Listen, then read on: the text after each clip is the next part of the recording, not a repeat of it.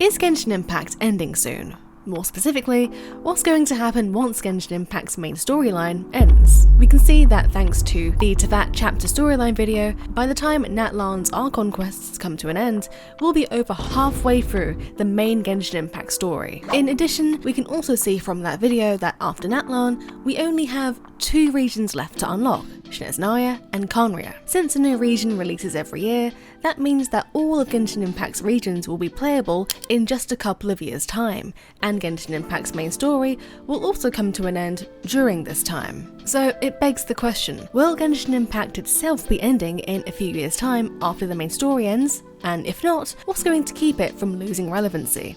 Let's talk about it. Let's talk about the different takes that there are online about this topic, as well as comparing what Hoyoverse have done with previous games in the past that have been in a similar situation, as well as big games like this in general.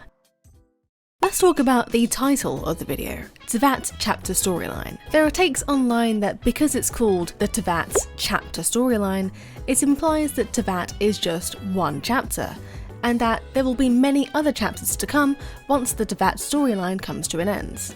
Some people have even joked about the idea with Hoyoverse pulling a Mario on us, saying, "Your sibling is in a different world, go look for them there." Whatever the case may be, and if this theory of multiple chapters comes into fruition, then most likely the traveller will have a newfound goal after this particular chapter, and that's where the next chapter will begin. Also, there's something interesting about the Teyvat chapter storyline video which I want to give my quick take on. Hi, I saw something interesting in the Teyvat chapter storyline preview, so let's take a look. We'll go at 2 times speed, because attention spans suck nowadays, including myself. Let's fast forward to when we introduce ourselves to the regions. It's quite steady from Mondstadt to Natlan. So as you can see, we get a quick little preview. God, that's fast. We get a quick little preview of, so that's Mondstadt, Liyue. You know, it's very quick. It's very okay, here's a character, here's the title for the main quest sort of thing. Peek. What? So here we are now at Natlan, Snezhnaya, we've got the Fatui, and then it should be Khaenri'ah next, but look at this little cutscene thing. Is that Celestia? I don't know. I mean, it's obviously 2 times speed, so it looks quicker than it is. It just seems really long-winded. It takes up half, just a bit over half. This whole thing between Snezhnaya and Khaenri'ah, it takes up just under half of the whole trailer. There's no way they're gonna get that done in 2 years, you know? Especially because the first 5 regions take up the first half, and then you got a long-winded Snezhnaya and Khaenri'ah second half. You know, to me it just seems like that can't get done in 2 years, you know? I don't know, I'm coping. Back to me. Even though this is me.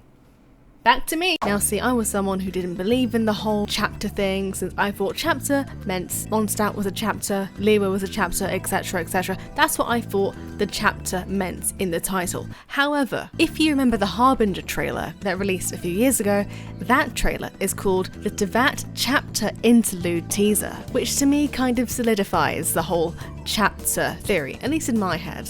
If Teyvat wasn't a chapter, it would just be called Teyvat Interlude Teaser, but it's called Teyvat Chapter Interlude Teaser. So, you know, make of that what you will, let's move on. As another personal take, I think it would be really cool to re-explore Teyvat in the past.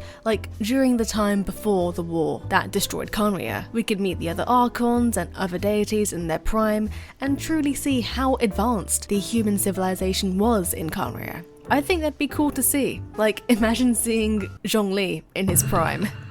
It's also a common speculation that, even though it wasn't included in the Teyvat chapter storyline video, it's widely thought that Celestia, and maybe even the Abyss, may be somewhere that we will be able to explore. And again, since these regions release once a year, that adds an extra 2 years to the pipeline, at a minimum.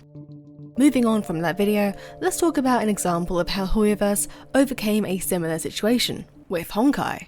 While I've not played it, it's known that Hoyoverse had announced a part 2 of the game. So, and perhaps Honkai players can give more context in the comments, as far as my understanding goes, after its storyline ended, the game went into another full new story with a completely new cast, and the game is still set to continue from there.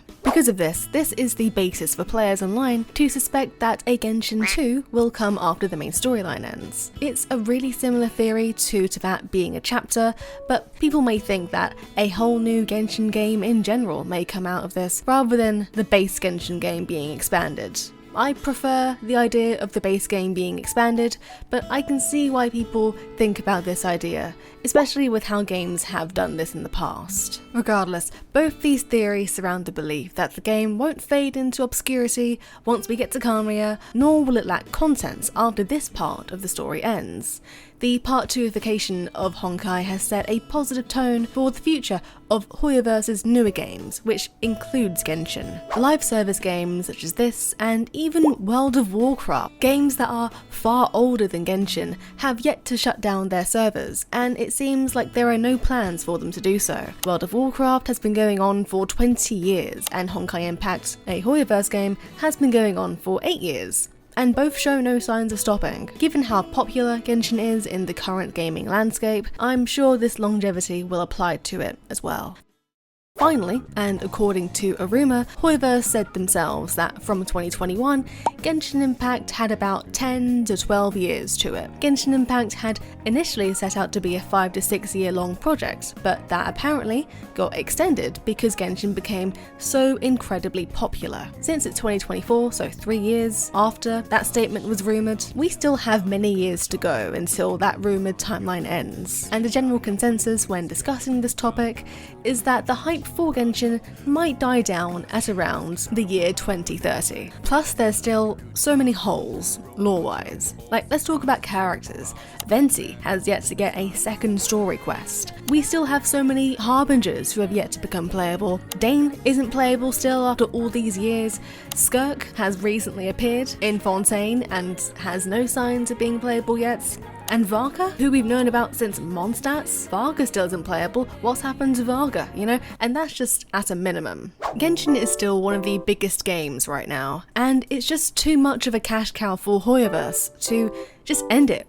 Especially when it's as big and popular as it is. A game like this will only end when it's not a profitable project anymore, which is impossible to happen over the span of just 2 to 3 years. But I want to know your thoughts and theories on this. What do you think is going to happen when this part of the traveller's journey comes to an end? Do you think we're going to get marioed? Do you think we're going to get a whole new storyline after this particular storyline?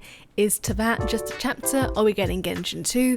What do you think? We obviously won't know until the time comes, but it's a fun thing to consider. Thanks for watching. Follow my socials since I do want to post Genshin card opening shorts on my Instagram and maybe my TikTok, probably not here, but on those two for sure. And comment this bird emoji.